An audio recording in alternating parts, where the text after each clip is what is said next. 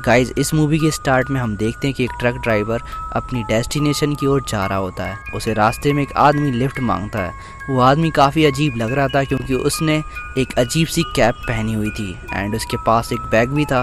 वो ड्राइवर उस बैग के बारे में पूछता है कि उसके अंदर क्या है।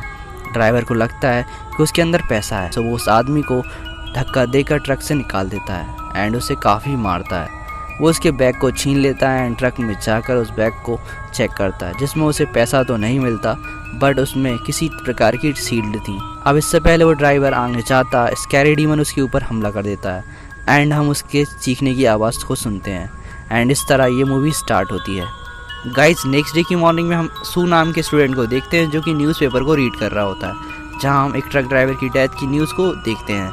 वो अपनी फ्रेंड मिजुकी के साथ स्कूल जा रहा होता है एंड वो दोनों स्कूल एंड होने के बाद घर जा रहे होते हैं, जिसमें उन्हें नाइट हो जाती है एंड हम देखते हैं कि वो आदमी जिसे उस ट्रक ड्राइवर ने मारा था उसके पास उसका वही बैग था जिसमें गाइवर यूनिट्स हैं एंड उसके पास 6 लोगों को एक ग्रुप था जो कि किसी प्रकार के सूट को पहने हुए थे। वो उस आदमी से उस बैग को लेना चाहता था।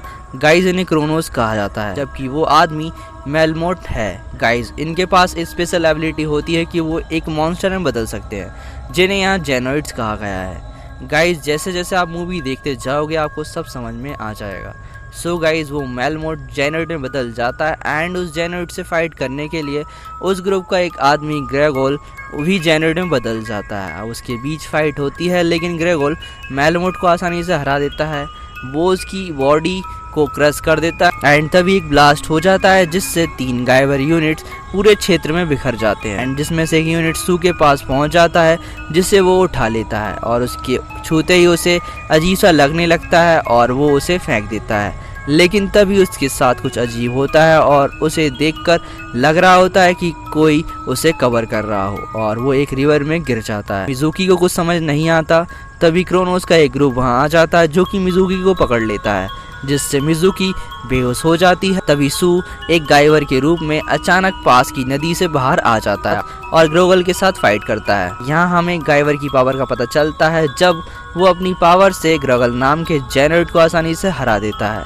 ये देखकर सभी क्रोनोस डरकर भाग जाते हैं बट गाइवर उन्हें भी कुछ सेकंड में मार डालता है। इसके बाद हम देखते हैं कि सू वापस से ह्यूमन रूप में आ जाता है एंड मिजुकी को अपने घर ले जाने लगता है।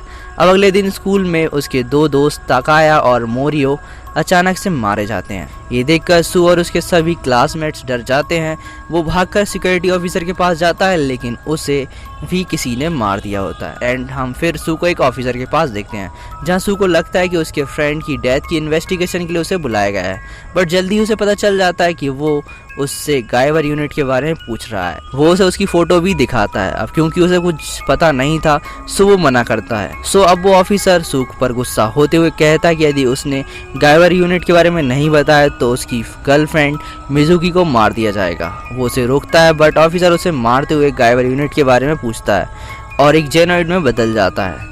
अब सू गाइवर चिल्लाकर वायोविस्टर कवच को बुलाता है जिससे वो एक गाइवर के रूप में कन्वर्ट हो जाता है एंड वो अपनी मेगा स्मेशर के साथ उस जेनोइड को हरा देता है। इसके बाद हम इंस्पेक्टर वल्कुरिया नाम की लेडी को देखते हैं जो कि क्रोनोस में काम करती है। उसे उसका बॉस गाइवर यूनिट को देखने के लिए पहुंचाता है एंड अब जैसे ही वो गाइवर यूनिट के पास पहुंचती है उसके साथ भी वही होता है जो कि सू के साथ हुआ था।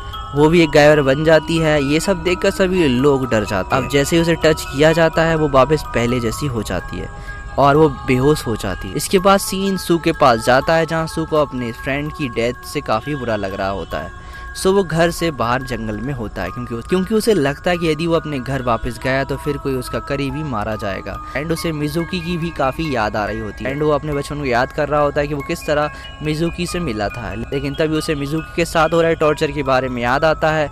सो वो काफ़ी दुखी हो जाता है एंड हम उसे एक झोपड़ी में देखते हैं और तभी उसे क्रोनोस का एक एजेंट ढूंढ लेता है। वो उसे गाइवर यूनिट के बारे में पूछता है। इस बार दुख से भरा हुआ सू उसकी बातों को सुनकर काफ़ी गुस्सा हो जाता है और हम देखते हैं कि उसके अंदर से ग्रीन कलर की एनर्जी निकलने लगती है, उससे वहाँ ब्लास्ट हो जाता है। सू अपने गाइवर वाले रूप में कन्वर्ट हो गया होता है। वो मिजुकी को छुड़ाने के लिए क्रोनोस के जापान बेस एरिया में इंटर कर जाता है और हम गाइवर की पावर को देखते हैं जो रास्ते में आने वाली सभी जेनोइड्स को बड़ी आसानी से मारते हुए आगे बढ़ रहा होता है। तब हम देखते हैं कि सू से लड़ने के लिए वाल्कुरिया गाइवर वाले रूप में आ जाती है और सू से लड़ने के लिए आगे बढ़ती है। सू बल्कुरिया को देखकर चौंक जाता है।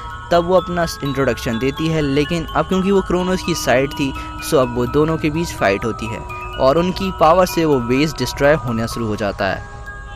अब क्योंकि सू काफ़ी जेनरेट्स को हरा कर आया था सो उसके पास लड़ने के लिए पावर नहीं होती और हर बार बल्कुरिया सू पर भारी पड़ रही होती है। बट कहते हैं ना, सच्चाई की हमेशा जीत होती है। सो बल्कुरिया का कंट्रोल मेटल डैमेज हो जाता है। सो इसका फ़ायदा उठाकर सू उसके बीक वाले हिस्से पर हमला कर देता है, जिससे बल्कुरिया का खुद से कंट्रोल हट जाता है एंड तब सू अपनी पावर से बल्कुरिया को पूरी तरह से डिस्ट्रॉय कर देता है। अब क्योंकि वो बेस ब्लास्ट होने वाला था सो सू मिजुकी को बचाने के लिए जाता है, लेकिन तभी क्रोनोस के लीडर मिजुकी को अपने सिर पर बंदूक के साथ पकड़ लेता है। लेकिन तभी हम एक और गायवर को देखते हैं जो कि क्रोनोस के लीडर को मार देता है और खुद को गायवर 3 बताता है। मिजुकी बेहोश हो जाती है और फर्श पर गिर जाती है। तब वो उसे उठाकर ले जाते हुए गायवर 3 गायवर 1 को बताता है कि उसे जल्दी ही इस जगह को छोड़ना होगा, जिसके लिए वो एक फीचर के बारे में बताता है और खुद मिजुकी को सू को देकर टेलीपोर्ट हो जाता है। सो वो उस बेस के ब्लास्ट होने से पहले ही वहाँ से निकल जाता है एंड इसके बाद हम देखते हैं कि मिजुकी को होश आ जाता है। सू जो कि अभी भी गायवर की कॉस्ट्यूम में होता है वो मिजुकी से दूर जा रहा होता है। मिजुकी उसे रोकती है लेकिन सीन शिफ्ट हो जाता है। अब अगली सुबह सूर्योदय के साथ चीज़ें सामान्य हो जाती हैं, लेकिन मिजुकी उदास होकर बाहर उड़ते हुए दृश्यों को देखती है। यहाँ मिजुकी सू के लिए उदास होती है एंड न्यूज़ में दिखाया जाता है कि क्रोनोस बेस के ब्लास्ट का कारण टैंकर विस्फोट को माना जाता है एंड इसके अलावा गायवर 1 और गायवर 3 को अब कभी नहीं देखा गया एंड इसके साथ ये मूवी एंड हो जाती है। आई होप गाइस वीडियो पसंद आई होगी। यदि वीडियो पसंद आई हो तो प्लीज़ वीडियो को लाइक और चैनल को सब्सक्राइब करना मत भूलना, क्योंकि गाइस इस तरह के कंटेंट बनाने में काफ़ी मेहनत लगती है और आपका एक लाइक और एक कमेंट हमें काफ़ी मोटिवेशन देता है। प्लीज़ गाइस लाइक और शेयर करना।